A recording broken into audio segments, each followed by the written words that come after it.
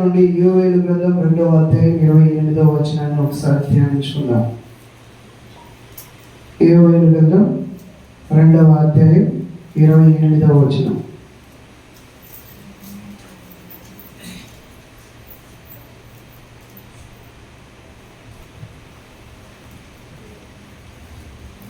యోవేలు గ్రంథం 2వ అధ్యాయం 28వ వచనం.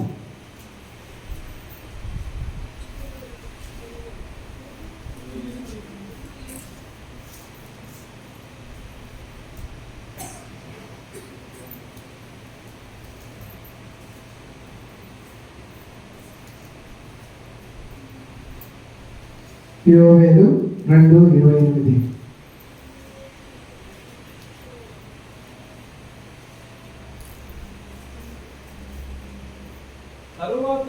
తరువాత నేను సర్వజనుల మీద నా ఆత్మను కుమ్మరింతును. మీ కుమారులను కుమార్తెలను ప్రవచించెదరు, ప్రవచనములు చెప్పుదురు. ముసలివారు కలలు కందురు. మీ యవ్వనస్తులు దర్శనములు చూతురు. ఆ దినములలో నేను పనివారి మీదను పనికత్తెల మీదను నా ఆత్మను కుమ్మరింతును. హల్లెలూయా, హల్లెలూయా. ఒకసారి గమనించండి ప్రియులారా, వాక్యాన్ని మరొకసారి చదువుతుండగా శ్రద్ధగా ధ్యానించండి. దాంతో ఏమేముంది, దేవుడు ఈ సమయం అది ఏం మాట్లాడాలనుకుంటున్నారో మనం ఒకసారి ధ్యానించుకుందాం. మరి ఒకసారి సర్వజనుల మీద నా ఆత్మను కుమ్మరించుదును. మీ కుమారులను మీ కుమార్తెలను ప్రవచనములు చెప్పుదురు. మీ ముసలివారు కలలు కందురు.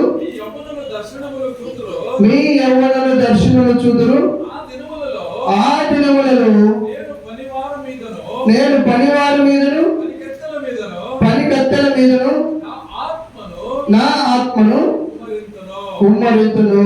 హల్లెలూయా, హల్లెలూయా, హల్లెలూయా. పరిశుద్ధ గ్రంథం తెలియజేస్తున్నటువంటి మాట, అంత్యకాలమందు నా ఆత్మను అందరి మీద కుమ్మరింతును అని చెప్తున్నాడు. ఇక్కడ 5 రకాలైనటువంటి మాటలను మనం ధ్యానించుకుంటున్నాం. మొట్టమొదటిది నా ఆత్మను అందరి మీద కుమ్మరింతును. రెండోది మీ కుమార్తెలు కుమారులు ప్రవచించెదరు. మూడవది ముసలివారు కలలు కందురు. నాలుగవది యవ్వనస్తులు దర్శనములు చూతురు. ఐదవది నా పనివారులు పనికత్తెలను ఆయన ఆత్మను నింపబడుతురు. హల్లెలూయా, హల్లెలూయా. ఈ 5 రకాలైనటువంటి మాటలను మనం ఈరోజు ధ్యానించుకోబోతున్నాం. హల్లెలూయా. మొట్టమొదటిది, ఇది యోవేలు గ్రంథం అంటే పాత నిబంధనలో చెప్పిన గ్రంథం కదా. పాత నిబంధన గ్రంథం కొట్టివేయబడినది కాబట్టి ఈ నూతన నిబంధన జీవితంలో జీవిస్తున్నటువంటి మనకి వర్తిస్తుందా వర్తించదా అని కొంతమంది ఉండొచ్చు. హల్లెలూయా, హల్లెలూయా. పాత నిబంధన గ్రంథాన్ని నెరవేర్చడానికే ప్రభు అయిన యేసుక్రీస్తు ఈ లోకానికి వచ్చాడన్నటువంటి సంగతి మనం జ్ఞాపకం ఉంచుకోవాలి. హల్లెలూయా. పాత నిబంధనలో ఉన్నటువంటి అనేక కార్యాలను నెరవేర్చడానికి ఈ కొత్త నిబంధన కాలమైనటువంటి ప్రభు అయిన యేసుక్రీస్తుని రాకడా అనేది జరిగింది, రావడం జరిగింది. ఆయన వాటిని నెరవేర్చడానికి అన్నింటినీ కూడా ఈ లోకంలో రుజువు చేయడానికి, రుజువుపరచడానికి ఆయన ఈ లోకానికి రావడం అనేది జరిగింది. ఇక్కడ ఈ వాక్యం మొదట్లో మనం గమనించుకున్నట్లయితే అంత్యకాల సమయమందు అన్నాడు. హల్లెలూయా. యేసుక్రీస్తు వచ్చి మరణించి పునరుత్థానమై ఉండి ఈ లోకంలో జీవించిన తర్వాత పరలోకానికి ఏదించిన తర్వాత వెళ్ళిన తర్వాత జరుగుతున్నటువంటి కాలం, ఇప్పుడు దేవుడు యేసుక్రీస్తు రానై ఉన్నటువంటి ఈ కాలాన్ని అంత్యకాల సమయం అని అంటారు. హల్లెలూయా. ఈ అంత్యకాల సమయంలో దేవుడు ఏం చేస్తాడంట, ఈ లోకంలో ఉన్నటువంటి అందరి మీద ఆయన ఆత్మను కుమ్మరిస్తాను అని చెప్తున్నాడు. హల్లెలూయా. పూర్వం పాత నిబంధన గ్రంథంలో అయితే కేవలం కొద్ది మందికి మాత్రమే ఆయన ఆత్మను అనుగ్రహించి ఆయన ఆత్మ ద్వారా బయలుపరిచినటువంటి సంగతులను అనేక మందికి వివరిస్తూ వచ్చారు. హల్లెలూయా. కానీ ఈ అంత్యకాల సమయంలో ప్రతి ఒక్కరి పైన ఇక్కడ యేసుక్రీస్తుని అంగీకరించారు, లేదా బాప్తిస్టులు తీసుకున్నారు, లేదా సేవకులుగా ఉన్నారు, వారి మీద మాత్రమే ఆత్మను కుమ్మరిస్తానని చెప్పలేదు. అందరి మీద ఆయన ఆత్మను కుమ్మరిస్తాను అని చెప్పాడు. హల్లెలూయా. మనం ధ్యానించుకున్నాం, ఆది కాండంలోనే దేవుడు మనిషిని సృష్టించిన తర్వాత ఆయన శరీరాన్ని అంతా మట్టిలో తయారు చేసిన తర్వాత ఆయన మన నాసిక రంధ్రాల్లో ఆయన ఊదినప్పుడు మనము జీవాత్మగా మారామని. హల్లెలూయా, హల్లెలూయా. అంటే యేసు ప్రభు మనిషిని సృష్టించినప్పుడే ఆయన ఆత్మను మనకు అనుగ్రహించాడని మనం తెలుసుకున్నాం. అప్పుడు అనుగ్రహించినటువంటి ఆత్మ ఉండగా ఈ అంత్యకాల సమయంలో ఆయన మళ్ళీ ఆత్మను కుమ్మరించదని చెప్పడానికి కారణం ఏంటి? హల్లెలూయా, హల్లెలూయా, హల్లెలూయా, హల్లెలూయా. దయచేసి నిద్ర వస్తున్న వాళ్ళు ఒక 2 నిమిషాలు మోకరించండి. వాక్యం స్టార్ట్ అవ్వగానే సొంపుగా నిద్ర వస్తుంది. హల్లెలూయా, హల్లెలూయా. అంత్యకాల సమయంలో ఆయన ఆత్మని మళ్ళీ కుమ్మరించవలసినటువంటి పరిస్థితి ఏంటి, ఎందుకు అవసరత వచ్చింది అన్నట్లయితే, దేవుడు మనకి జీవాత్మను మనలో నాసిక రంధ్రంలో ఊది మనల్ని జీవాత్మగా మార్చినటువంటి దేవుడు. ఆ ఆత్మ ప్రతి మనిషిలోనూ ఉంటుంది. కానీ ఆదాము అయితే ఎప్పుడైతే పాపం చేసి దేవునికి విరోధంగా ఆయన కార్యం చేశాడో అప్పుడు దేవుడు ఆదాముతో ఒక మాట చెప్పాడు, నీవు ఆ తినకూడని పండును తిన్నట్లయితే అప్పుడే నువ్వు చచ్చెదవు అని. హల్లెలూయా. మనం గమనించుకున్నట్లయితే ఆ పండుని తిన్న తర్వాత ఆదాము హవ్వ మరణించాడా? శారీరకంగా మరణించలేదు, కానీ ఆత్మికంగా వారు మరణించారు, దేవునికి దూరం అయిపోయారు. హల్లెలూయా. కాబట్టి అప్పుడు దేవుని నుండి ఆత్మను పంపించాడు. ఈ అంత్యకాల సమయంలో ఆదియందు వాక్యమై ఉండి వాక్యము దేవుడే ఉండి, ఆదియందు వాక్యము ఉండెను, వాక్యము దేవుని యొద్ద ఉండెను, దేవుడే వాక్యమై ఉండెను అన్నటువంటి దేవుడు పరిశుద్ధాత్మగా త్రిత్వంలో ఒకటైనటువంటి ఆత్మ ఆయనే మనలోనికి వస్తున్నాడు. అప్పుడు ఆయన నోటి నుండి మన నాసికల ముక్కులకి ఊదాడు. ఆ ఆత్మను మనం పోగొట్టుకోవడం వల్ల పరిశుద్ధాత్మగా ఆయనే మన హృదయంలోకి మన పైన నిండుగా కుమ్మరించబడుతుంది. నేను వాక్యాన్ని ధ్యానించుకున్న ప్రకారం నిన్న ఉపవాస ప్రార్థనలో హృదయము దేవుని ఆలయమై ఉన్నదని తెలుసుకున్నాం. హల్లెలూయా. మన హృదయంలోకి ఆయన పరిపూర్ణంగా నిలవడం అనేది జరుగుతుంది. మన శరీరము దేవునికి ఆలయం. హల్లెలూయా, హల్లెలూయా. కాబట్టి ఆయనే మన పైనకి దిగి వస్తాడు అనేది క్లారిటీ. ఎందుకంటే ఈ వాక్యం ప్రిపేర్ అవుతున్న సందర్భంలో దేవుడు ఆది కాండంలోనే ఆదాముకు ఆత్మని ఇచ్చాడు కదా, మళ్ళీ ఇప్పుడు ఆత్మ అంత్యకాల సమయంలో కుమ్మరిస్తున్నాడు అంటే కన్ఫ్యూజ్ వస్తుందని ఈ మాటలు చెప్పడం జరిగింది. హల్లెలూయా. ఇక్కడ ఆత్మను కొద్దిగా ఇస్తానని చెప్పాడా? చిలకరిస్తానని చెప్పాడా? హల్లెలూయా. కుమ్మరిస్తానని చెప్పాడు. అంటే సమృద్ధిగా మనకి అనుగ్రహిస్తాడని, పరిపూర్ణంగా నింపబడతామని దేవుని వాక్యం సెలవిస్తుంది. హల్లెలూయా. ఇక ఆత్మను కుమ్మరించడానికి ప్రతి ఒక్కరి పైన కుమ్మరించడానికి ఆయన సిద్ధంగా ఉన్నాడు. దాన్ని స్వీకరించడానికి మాత్రమే మనము సిద్ధంగా లేము. హల్లెలూయా. పెంతెకొస్తు దినం నందు 120 మంది దేవుని మేడగది పైన దేవుని స్తుతిస్తూ ఆరాధిస్తున్న సందర్భంలో వారందరి పైన ఆత్మ ప్రత్యక్షత వాళ్ళ పైన వచ్చి పరిశుద్ధాత్మతో వాళ్ళు నింపబడ్డారు. హల్లెలూయా. ఆ పెంతెకొస్తు దినం నందు 120 మంది పైన ఆ దేవుని ఆత్మను కుమ్మరించడం అనేది జరిగింది. ఆ ఆత్మను కుమ్మరించడం జరిగినటువంటి తక్షణమే వాళ్ళు ఏం చేశారు? భయస్థులందరూ ధైర్యంగా మాట్లాడగలిగారు. హల్లెలూయా. దాటుకున్నటువంటి వారు సాక్షులుగా నిలబడ్డారు. బలహీనులు అగ్ని జ్వాలల వంటి నాలుకలుగా విభజించబడిన వారై అన్య భాషలతో మాట్లాడగలిగారు. హల్లెలూయా. అంటే పరిశుద్ధాత్మ రాకముందు అపోస్తలుడైనటువంటి ఆ 12 మంది శిష్యులకి మరియు అతడు కూడుకున్నటువంటి 120 మంది వారితో కలిసినటువంటి వ్యక్తులందరి మీద పరిశుద్ధాత్మ కుమ్మరించబడింది. హల్లెలూయా. పేతురు అనేటువంటి వ్యక్తి పామరుడు, అంటే జ్ఞానము లేనటువంటి వ్యక్తి. ఆయన జ్ఞానము కలిగి ప్రవచించినట్లు మనం చూస్తాం, అక్కడ మాట్లాడినట్లు మనం చూస్తాం. హల్లెలూయా. అదే రీతిగా పేతురుని యేసు ప్రభువుని పట్టుకున్న సందర్భంలో ఆయన ఎవరో నాకు తెలియదని భయపడిపోయినటువంటి వ్యక్తి పరిశుద్ధాత్మ దేవుడు వారిపైన కుమ్మరించబడిన వెంటనే లేచి నిలబడి బిగ్గరగా మాట్లాడుతున్నాడు. హల్లెలూయా.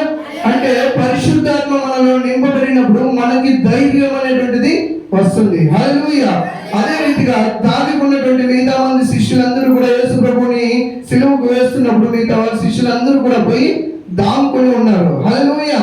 ఆ దాముకొని దేవునికి భయపడ ఈ లోకానుసారమైనటువంటి వ్యక్తులకి శిక్షకి భయపడి వాళ్ళు దాముకున్నటువంటి వాళ్ళందరూ కూడా ఎప్పుడైతే వాళ్ళ పరిశుద్ధాత్మ దేవుడు నింపబడిన వ్యక్తిని వాళ్ళందరూ ధైర్యంగా ఏం చేశారు? యేసు ప్రభువు నిజంగా మరణించి తిరిగి లేచాడని సాక్షులుగా నిలబడ్డారు. హల్లెలూయా.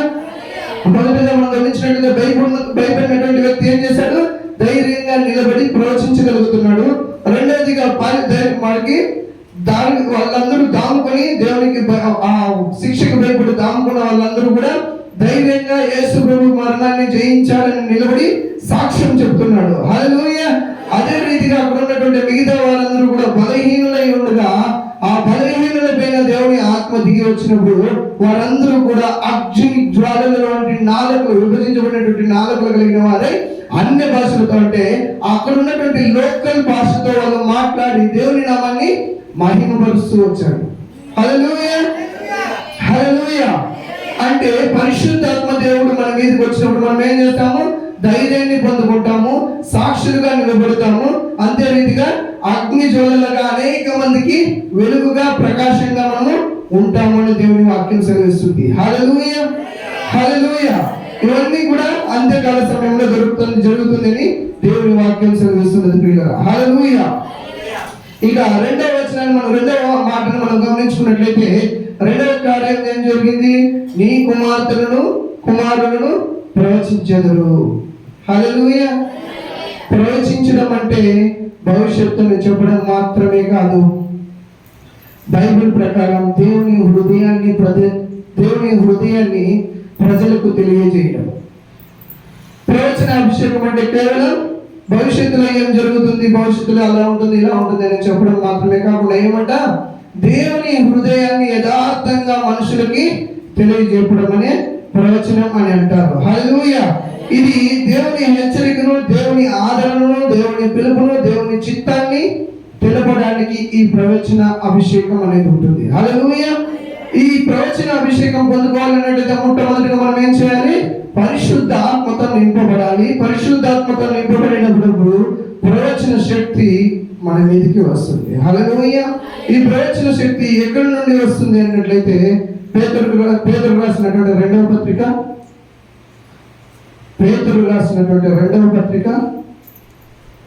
1వ అధ్యాయం 21వ వచనం.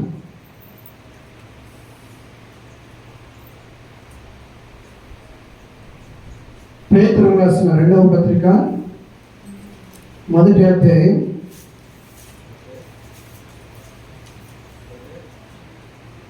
21వ వచనం. ఏలయనగా ప్రవచనము ఎప్పుడును మనిషిని ఇచ్చను బట్టి కలగలేదు గాని మనుషులు పరిశుద్ధాత్మ వలన ప్రేరేపింపబడిన వారై దేవుని మూలముగా పలికిరి. హల్లెలూయా. హల్లెలూయా. ఈ ప్రవచనం ఎవరి ద్వారా రాబడుతుంది, మాట్లాడబడుతున్నది ఏంటంటే మనుషులు తన సొంత ఇష్టానుసారంగా వారు మాట్లాడడం లేదు, కానీ దేవుని ఇష్టానుసారంగా దేవుని మాటలను వాళ్ళు ప్రవచించడం, పలకడం అనేది జరుగుతుంది. హల్లెలూయా. ఈ ప్రవచన అభిషేకం నిజమైనటువంటి ప్రవచనం మనుషుల ఆలోచన నుండి కాకుండా, మనుషుల భావోద్వేగాల నుండి కాకుండా, మన దేవుడి ఆయన తలాంపు నుండి, ఆయన ఆలోచన నుండి మనందరితో మాట్లాడడం అనేది జరుగుతుంది. హల్లెలూయా. అంటే ఈ ప్రవచనం అనేది ఎందుకు అవసరమై ఉన్నది? ఈ ప్రవచన అభిషేకం ద్వారా మనకి ఏమి లాభం అన్నట్లయితే కొరింథీయులకు రాసిన మొదటి పత్రిక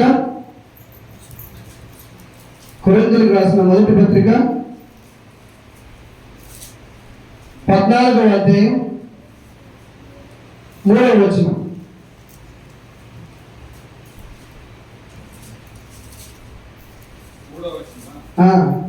తినువాడు 14:3. మొదటి కొరింథీ 14:3. క్షేమాభివృద్ధియు హెచ్చరికయు చదువునా ఈ చిన్న అక్షరం కనబడతలేదు. కొరింథీయులకు రాసిన మొదటి పత్రిక 14వ అధ్యాయం 3వ వచనం.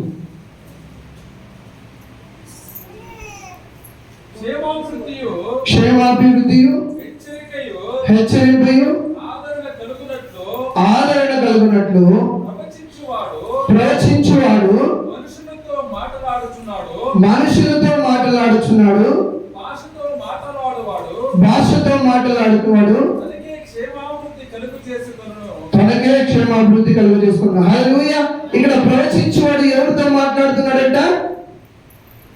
మనుషులతో మాట్లాడుతున్నాడు. ఇది ప్రవచనం అనేది దేవుడితో మాట్లాడేది కాదు, ప్రవచించేటువంటి ఆత్మ దేవుడే ఆయన మాట్లాడుతున్నాడు. ఆయన అధిష్టానాన్ని, ఆయన ఆశను, ఆయన ఆకాంక్షను మనతోనే, మనుషులతోనే మాట్లాడుతున్నాడు.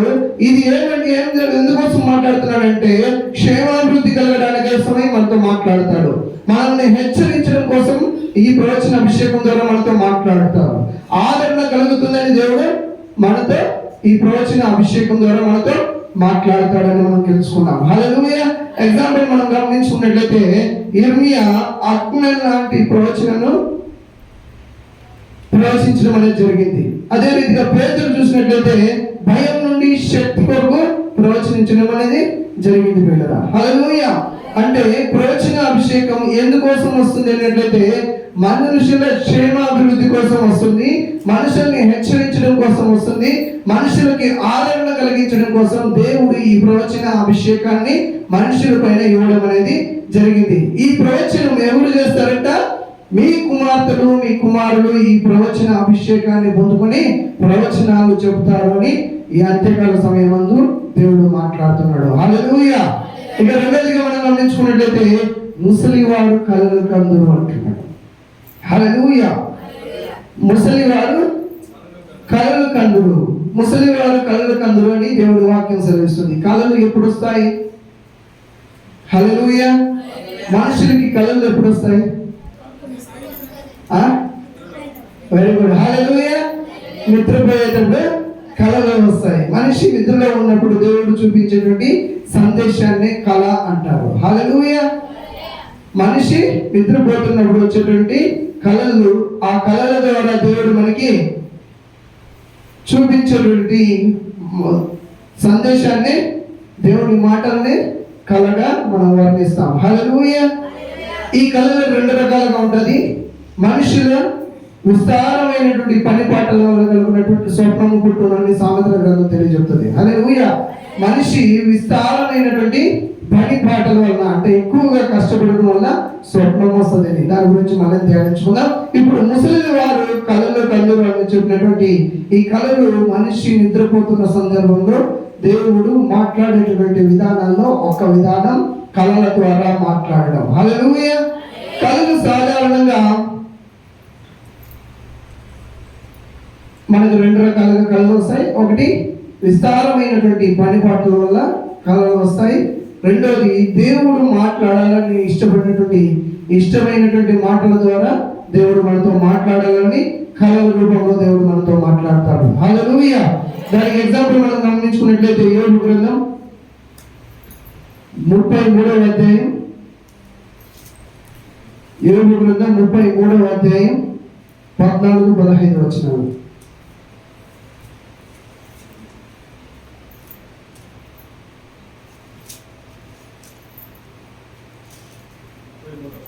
ఆ 14-15.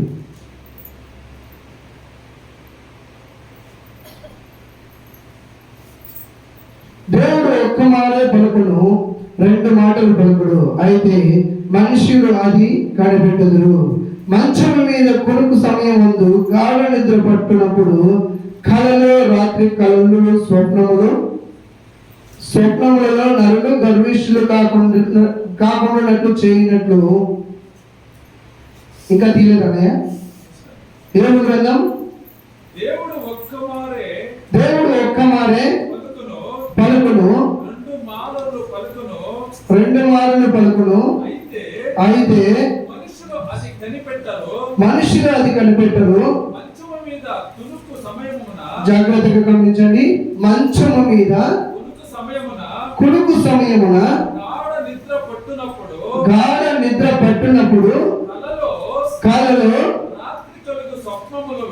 రాత్రి కలుగు స్వప్నములలో. చాలు. హల్లెలూయా, హల్లెలూయా.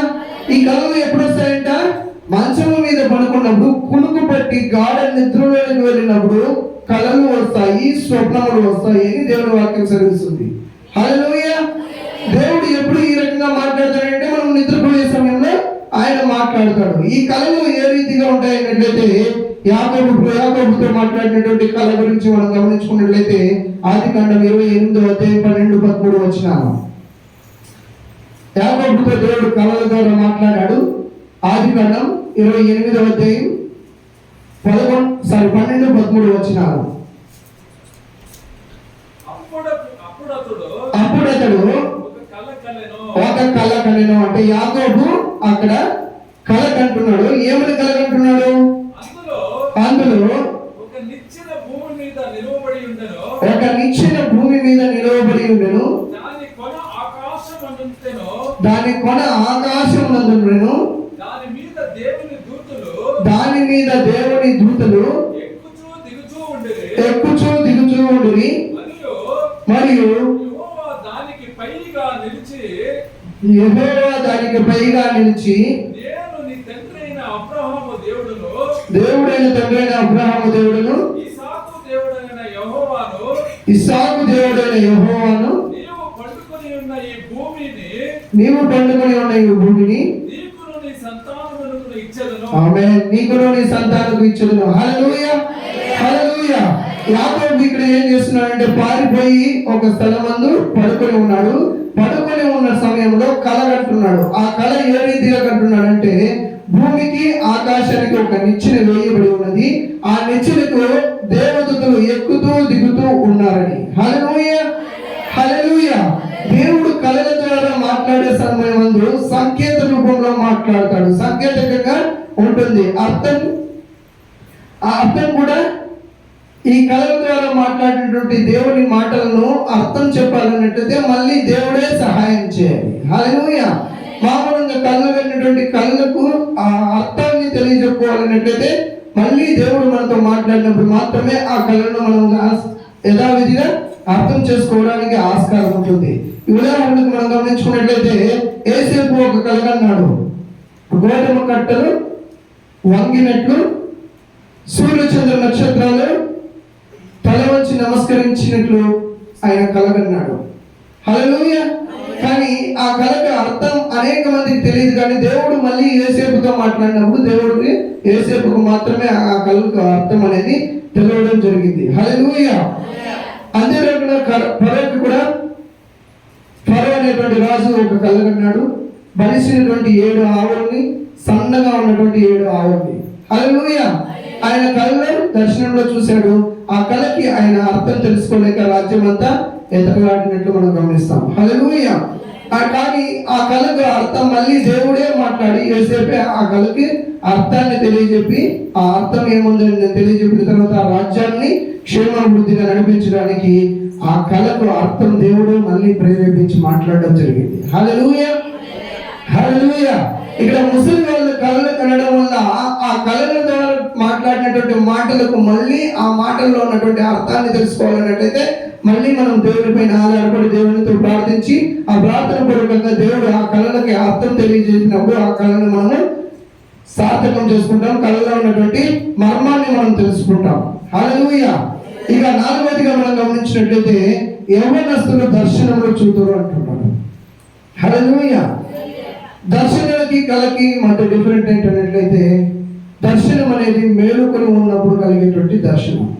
హల్లెలూయా. మేలుకొని ఉన్నప్పుడు లేదా ఆత్మస్థితిలో మనం పరిపూర్ణంగా దేవుని ఆత్మతో ఏకపరచబడినటువంటి సందర్భంలో కలిగేటువంటి వాటిని దర్శనాలు అంటారు. నిద్రపోయేటప్పుడు వచ్చేటువంటిది కళ. మేలుకొని ఉన్నప్పుడు దేవుడు మాట్లాడేటువంటి చూపించేటువంటి దర్శనం, చూపించేటువంటి ఆ దీన్ని దర్శనం అని అంటాము. హల్లెలూయా, హల్లెలూయా. మన ఆత్మీయ స్థితిలో ఉన్నప్పుడు చూసేటువంటి దేవుని ప్రత్యక్షతను మనము దర్శనంగా మనము పరిగణించడం జరుగుతుంది. సంఖ్యాకాండం 12వ అధ్యాయం 6వ వచనంలో దీని గురించి మనం ధ్యానించుకోవచ్చు. సంఖ్యాకాండం 12వ అధ్యాయం 6వ వచనం. వారిద్దరూ రాగా ఆయన నా మాటలు వినుడి, మీలో ప్రవక్త ఉండిన ఎడల యెహోవానకు నేను దర్శనమిచ్చి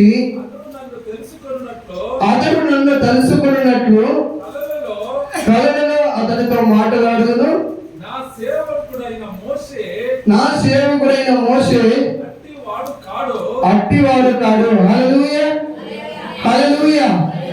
అందరికి కలలలో దేవుడు మాట్లాడతాడు, కానీ మోషే అట్లాంటి వాడు, మీ అందరి లాంటి వాడు కాదు. కాబట్టి ఆయనకి ముఖాముఖిగా దర్శనాలతో నేను మాట్లాడతానని దేవుడు వాక్యం సెలవిస్తుంది. హల్లెలూయా.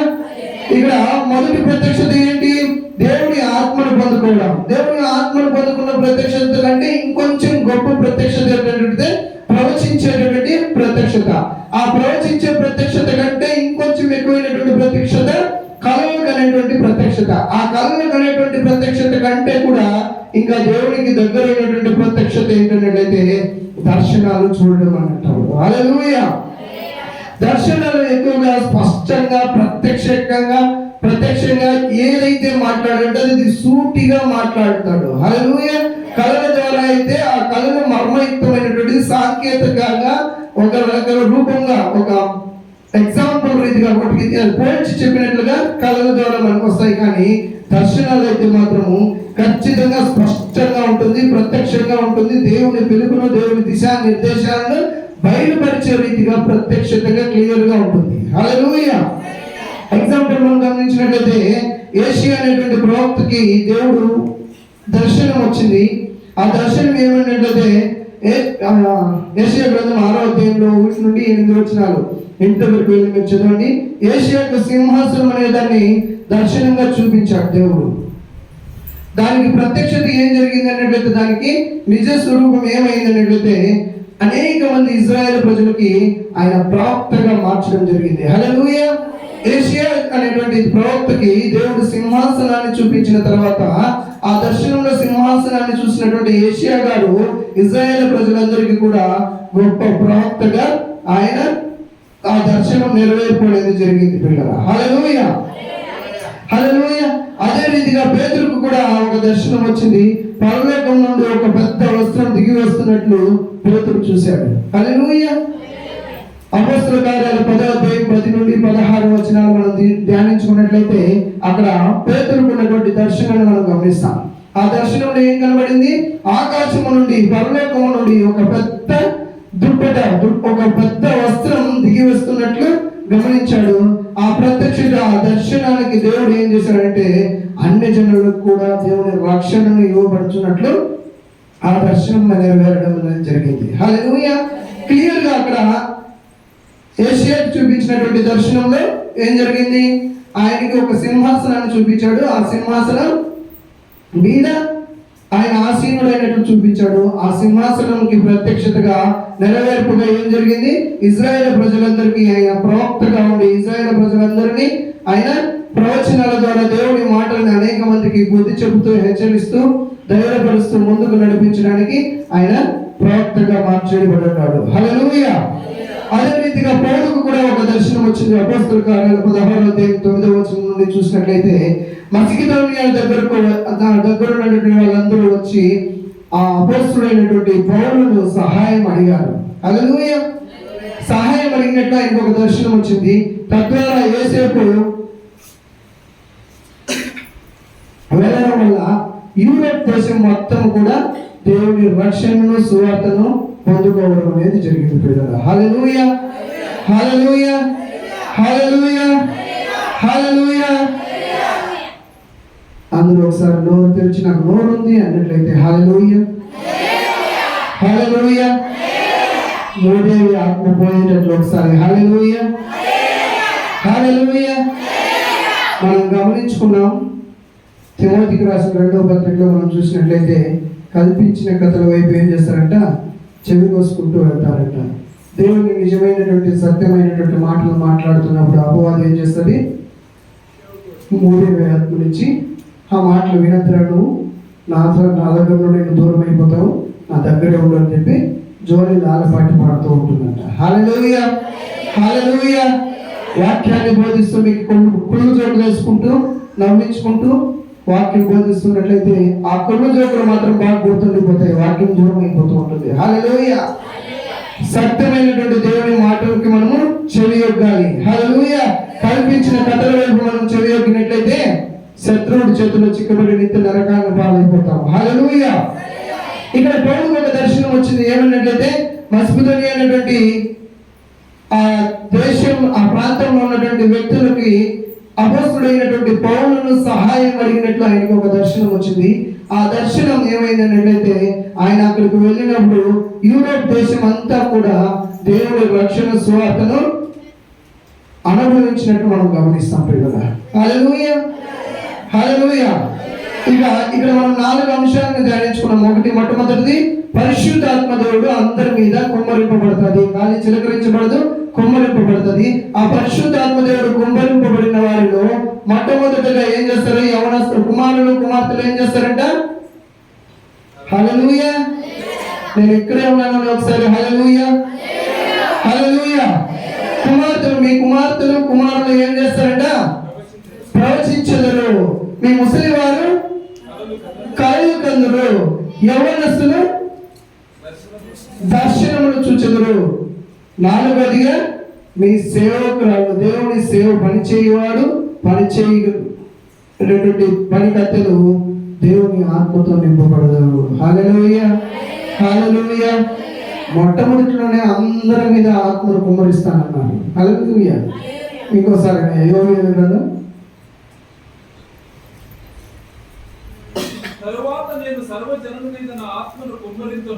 సర్వజనుల మీద నా ఆత్మను కుమ్మరించుదును, మీ కుమారులను మీ కుమార్తెలను ప్రవచనములు చెప్పుదురు, మీ కుమారులను కుమార్తెలను ప్రవచనములు చెప్పుదురు, మీ ముసలి వారు కలలు కందురు, మీ ముసలి వారు కలలు కందురు, మీ యవ్వనులు దర్శనములు చూతురు, మీ యవ్వనులు దర్శనములు చూతురు. ఆ దినములలో నేను పనివారి మీదను పనికత్తెల మీదను ఆత్మను కుమ్మరించుదును. ఆమేన్, హల్లెలూయా. పనివారి మీదను పనికత్తెల మీదను ఆత్మను కుమ్మరించుదును అని చెప్తున్నాడు. హల్లెలూయా, హల్లెలూయా. మొట్టమొదటి అందరి మీద కుమ్మరిస్తానన్నాడు. మళ్ళీ ఇక్కడ ప్రత్యేకంగా నా పనివారి మీదను పనికత్తెల మీదను ఆత్మను కుమ్మరించుదని చెప్తున్నాడు ప్రియులారా. హల్లెలూయా, హల్లెలూయా.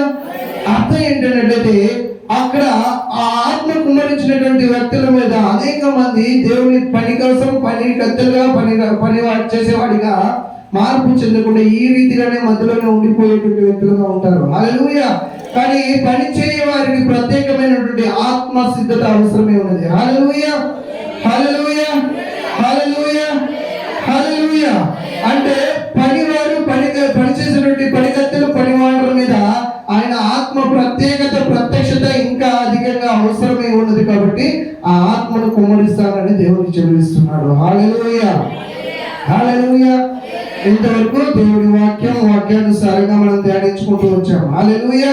ఇంతవరకు బాగుంది. దేవుని ప్రవచనం ప్రతి కళ ప్రతి దర్శనం దేవుని నుండే వస్తుందని మనం తెలుసుకున్నాం. హల్లెలూయా, హల్లెలూయా. ప్రతి కళ ప్రతి దర్శనం ప్రతి ప్రవచనం దేవుని నుండి వస్తుంది అని మనం గమనించుకున్నాం.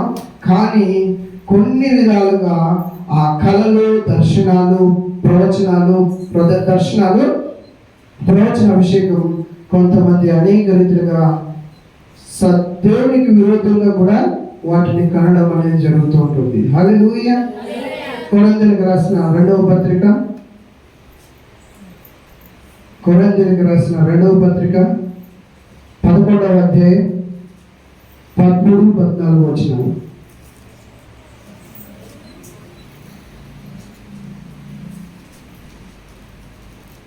కొరింథీయులకు రాసిన 2వ పత్రిక 11వ అధ్యాయం 13-14 వచనాలు.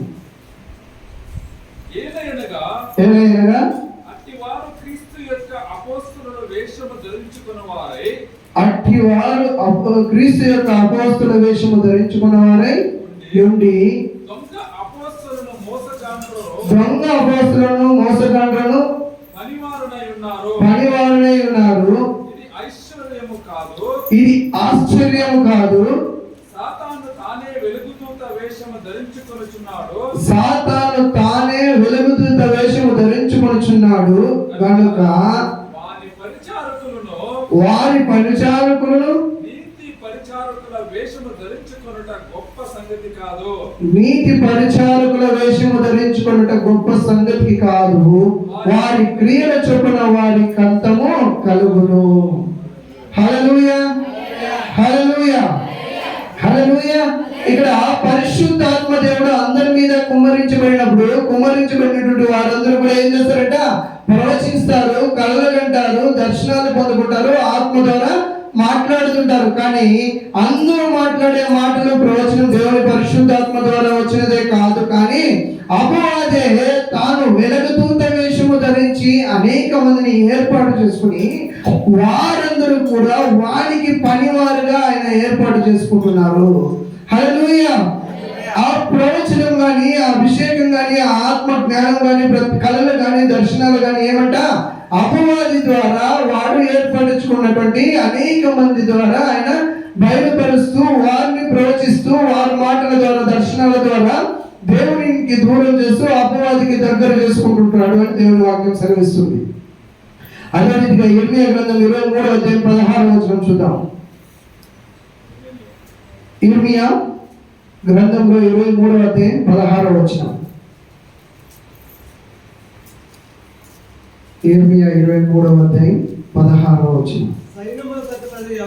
సైన్యములకు అధిపతియగు యెహోవా ఇలాగ సెలవిచ్చుచున్నాడు, ప్రతి ప్రవచనమును ప్రకటించుచు ప్రవక్త మాటలను ఆలకింపబడే. హల్లెలూయా, హల్లెలూయా. ఇంకొకసారి ప్రతి ఇర్మియా 23:16 అదే చదవండి ఇంకోసారి. సైన్యములకు అధిపతియగు యెహోవా ఇలాగ సెలవిచ్చుచున్నాడు, ప్రతి ప్రవచనమును ప్రకటించుచు ప్రవక్తల మాటలను ఆలపింపబడి. హల్లెలూయా, హల్లెలూయా. ప్రతి విధమైనటువంటి ప్రవచనమును ప్రవచించేటువంటి ప్రవక్తల మాటలను నమ్మకుడి, వినకుడి, అంగీకరించకుడి. ఎందుకోసం అన్నట్లయితే ఆ ప్రవక్తలు అపవాదే వెలుగుదూతను వారిపైన నింపి మాట్లాడేటువంటి సందర్భాలు ఉంటాయి. కాబట్టి వాటన్నిటిని మీరు అంగీకరించకండి, వాటిని వినకండి అని దేవుని వాక్యం సెలవిస్తుంది ప్రియులారా. హల్లెలూయా, హల్లెలూయా. అలా ఉన్నప్పుడు మనం ఏ రీతిగా ఎలా కనుక్కోవాలి? ఇది దేవుడి నుండి వచ్చినటువంటి ప్రవచనం, దేవుడి నుండి వచ్చినటువంటి కళ, ఇది దేవుడే మనతో మాట్లాడుతున్నాడు, దేవుడే ఇది మనకి ప్రత్యక్షపరుస్తున్నాడని మనం ఎలా తెలుసుకోవాలి అన్నట్లయితే యోహాను రాసిన మొదటి పత్రిక 4వ అధ్యాయం 1వ వచనం చూద్దాం. యోహాను రాసిన మొదటి పత్రిక మొదటి యోహాను 4వ అధ్యాయం 1వ వచనం. ప్రియులారా, అనేకులైన అబద్ధ ప్రవక్తలు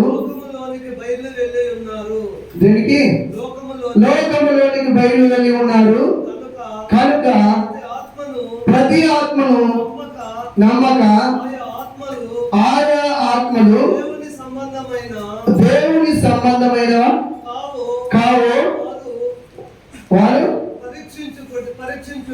పరీక్షించుడి. హల్లెలూయా, హల్లెలూయా. ప్రతి ప్రవచనం గాని, ప్రతి కళ గాని, ప్రతి దర్శనం గాని దేవుడే ఇస్తున్నాడని మనం అనుకోకుండా ఆ వాక్యాలు అపవాదైనటువంటి వ్యక్తి మన మధ్యలో చొరబడి అనేకమైనటువంటి గలిబిలిని సృష్టిస్తున్నాడు. కాబట్టి వాటన్నిటిని దేవుని వాక్యం ద్వారా పరీక్షించి తెలుసుకోండి. హల్లెలూయా, హల్లెలూయా. ఎలా పరీక్షించాలి అన్నట్లయితే గలతీయులకు రాసిన పత్రిక 1వ అధ్యాయం 8వ వచనంలో తెలుస్తుంది. దేవుని వాక్యంలో మనం ప్రత్యక్షత తెలుసుకోవాలి. హల్లెలూయా. దేవుని వాక్యానుసారంగా ఆయన ప్రవచించిన ప్రవచనం కానీ, ఆయనకు వచ్చినటువంటి దర్శనం కానీ, ఆయనకు వచ్చినటువంటి కళ కానీ ఆయన మనతో పంచుకున్నప్పుడు, ఎవరైనా మనతో పంచుకున్నప్పుడు ఏం చేయాలి? వాక్యంతో దాన్ని సరిపోర్చుకోవాలి. ఇది వాక్యం, ఈ కళ, ఈ దర్శనం ఏదైనా కానీ వాక్యానుసారంగా ఉందా లేదా అనేటువంటి అంశాన్ని మనము ధ్యానించుకొని తెలుసుకున్నప్పుడు మాత్రమే అది మనకి నిజమైనటువంటి దేవుని మాట లేదా అపవాది మాట అనేటువంటి విషయం తెలుస్తుంది. హల్లెలూయా. ఇక రెండోదిగా ఆ కళ కానీ, ఆ దర్శనం కానీ, ఆ ప్రవచనం కానీ మనకు వచ్చినప్పుడు ఆ ప్రవచనాన్ని దేవుని వాక్యానుసారంగా ప్రవచించినటువంటి ఆ ప్రవచనాన్ని, ఆ కళని, ఆ దర్శనాన్ని మనం చూసుకొని రెండోదిగా మనం ఏం చేయాలా పరీక్షించుకోలేనట్లయితే దేవుని సన్నిధిలో ప్రార్థించి దాన్ని మనం తెలుసుకోవాలి. హల్లెలూయా. ఆ ప్రార్థించడానికి తెలుసుకున్నప్పుడు దేవుడు మనకి ఆ కళా దర్శనం వాక్యానుసారంగా అది నిజంగా నీకు జరుగుతుందా లేదా అనేటువంటి విషయాన్ని మనకు తెలుస్తుంది. అదే మూడవదిగా ఇంకో రకంగా పరీక్షించుకున్నట్లయితే పరిశుద్ధాత్మ అనేటువంటి పరిశుద్ధాత్మతో నింపబడి ఆయన ఇచ్చేటువంటి వివేచనతో ఈ వాక్యానుసారమైనటువంటి ఈ కళ కానీ, దర్శనం కానీ, ప్రవచనం కానీ ఇది నిజమా అనేటువంటి అంశాన్ని మనము తెలుసుకోగలుగుతుంటాం. హల్లెలూయా. హల్లెలూయా. ఇంతవరకు మనం ధ్యానించుకున్నటువంటి మాటలు పరిశుద్ధాత్మ దేవుడు అందరి మీద కుమ్మరింపబడుతుంది. మన కుమారులు కుమార్తెలు కళ్ళు అంటారు, ముసలివారు ప్రవేశిస్తారు, ముసలివారు కళ్ళు అంటారు, యవ్వనస్తులు దర్శనాలు చూస్తారు, దేవుడు సేవకుల మీద ఆత్మ మెండుగా కుమ్మరించబడుతుంది అని మన వాక్యాన్ని గమనించుకున్నాం. హల్లెలూయా. హల్లెలూయా. ఇక్కడ దేవుడు సర్వాన్ని అందరినీ కలిపి ఈ వాక్యం ద్వారా మనతో మాట్లాడాడు. హల్లెలూయా. అవునా? హల్లెలూయా. చిన్నపిల్లలు పరలోక రాజ్యానికి వారసులు. హల్లెలూయా. చిన్నపిల్లలు కూడా యవ్వనస్తులతో మాట్లాడాడు, ముసలి వారితో మాట్లాడాడు, నీ కుమారులు కుమార్తెలు ఉన్నటువంటి మనతో మాట్లాడాడు. హల్లెలూయా. ఇక్కడ ఉన్నటువంటి ప్రతి ఒక్కరికి ఒక్కొక్క బాధ్యతను దేవుడు అప్పగించాడు. హల్లెలూయా. అవునా? హల్లెలూయా. ఇక్కడ ఉన్నటువంటి సురేష్ మీద మాత్రమే ఆత్మను కుమ్మరిస్తానని చెప్పాడు. విజయం మీద మాత్రమే చెప్పాడా? విజయం కళ్ళ కట్టింది, దీపం కళ్ళ కట్టదని చెప్పాడా? హల్లెలూయా. ఇప్పుడున్న ప్రతి ఒక్కరిపైన దేవుని ఆత్మ కుమ్మరిస్తుందని చెప్పాడు. ఇప్పుడున్న ప్రతి ఒక్కరిపైన కుమ్మరించినటువంటి ఆత్మతో ప్రత్యక్షతతో మునక్షమని ఎదుర్కోమని చెప్పిందా? హల్లెలూయా.